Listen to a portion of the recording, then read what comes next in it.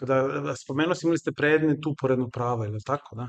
Opšta pravna Da, i istorija. onda koju metodologiju koristimo onda kada upoređujemo pravni sistem, recimo engleski ili i Srbiji? Znači, ono, šta kažemo, ja možemo kažemo da je jedan bolji i efikasniji ili pruža drugačiji vid, šta, zaštite ili funkcionisanja? Gde mi tu Ne pričamo možemo da sa nekog, kažemo, jel možemo da nađemo neku neutralnu tačku gledišta? ne možemo da kažemo da je bolji i jako je teško porediti po određenom šablonu, recimo, ta dva sistema. To malte nije ni moguće. Ne treba gledati sisteme kao neke abstraktne stvari. Ok. Sad ovo je moje mišljenje. Ne, Više, ja sam više pravnik praktičar nego teoretičar. Ok. Nego je važno da li u određenom pravnom sistemu, pre svega postoji pravna sigurnost. To je Dobro. možda i najvažnije. I druga stvar je vladavina prava i da li građani mogu na efikasan način da ostvare i zaštite svoja Ok. ustavom i važećim propisima zagarantovana prava.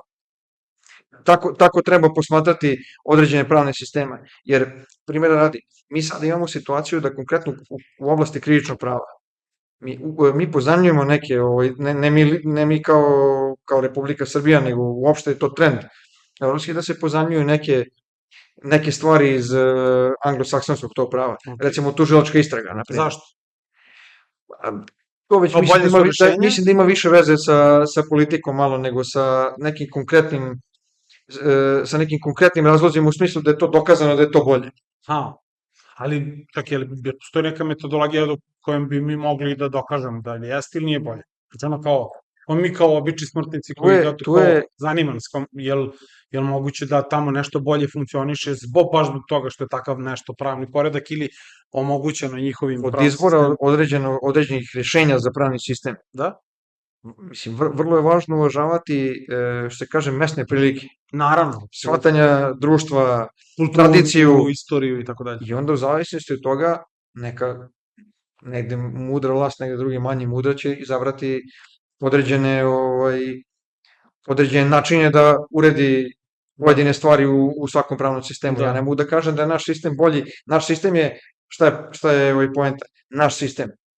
To je manje više važi u Nemačkoj, u Francuskoj, u Češkoj, ne bi. Naš sistem je bolji za nas. Da. Da se sad, recimo, kojim slučajem, kad bi to bilo moguće, da se u Engleskoj, Americi i zemljama koje slede tu pravnu tradiciju, to common law. Da, common law, tradicija, da. Kad bi se kod njih sada preselilo ovo što postoji kod nas, verovatno ne bi funkcionisalo. Da.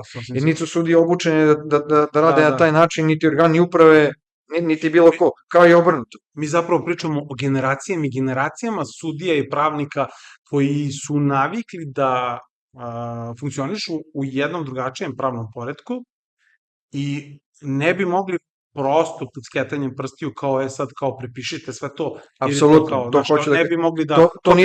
To nikad nisu dobre rešenje. Često čak umeju da proizvedu i kontraproduktivna dejstva, jer nađu način da u skladu sa svojom tradicijom nađu način da ili ignorišu ili da namerno pokušaju tumači i stvariti neke rupe zakonima i svašta nešto. Pazi, to se čak ne radi sa namerom. To je stvar inercije. Jer svaki čovjek je takav na svetu, ne znam, od Anchorage-a do Vladivostoka. Da. Ako ja sad radim 20 godina jednu stvar na isti način, ok, ja ću da pratim propise, ja ću da primenjujem različite nova rešenja i tako dalje, ali logika se ne menja. Ti sad ako mene posle 20 godina teraš da radim isto to, ali suprotnim postupkom, ja ću to u praksi nesvesno da gledam da upodobim onome što već znam. Da. Što kažeš, ili će dođe do ignorisanja, ili do toga da se recimo neki instituti izvitopere, ili da se pokvare. Da. Mislim, to je nešto što je ljudski i što je normalno. Zato nije dobro prepisivati rešenja. Da. Kao u ostalom u životu, pogledaš, dugoročno nije dobro prepisivati. Tako je, svako mora za sebe da nađe ono što mu odgovara, tako i u ovim stvarima.